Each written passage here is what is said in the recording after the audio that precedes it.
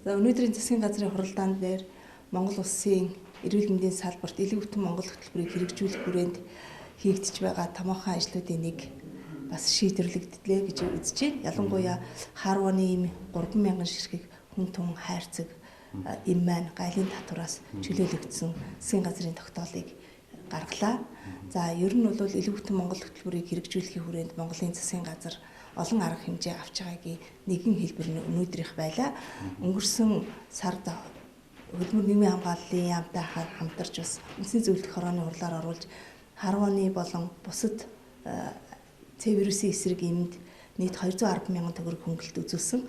210 мянган төгрөг нь нэг хайрцагнаас үзүүлж байгаа хөнгөлөлт. Тэгэхээр 3 хайрцаг нэгд курс болдог. Нэг курсээс 630 мянган төгрөг хөнгөлнө гэсэн үг. Цаашдаа бол энэ хөдөө орон нутгууд болон аймаг сум дүүргээр нь энэ илүү бүтэн Монгол хөтөлбөрт хамруулж энэ хөтөлбөрийнхаа хүрээнд тодорхой хэмжээгээр олон улсын байгууллагуудын хандив тусламжийг авч эрүүлжүүлэх үйл ажиллагааг бол хамтран зохион байгуулна гэсэн төлөвлөгөөтэй байна.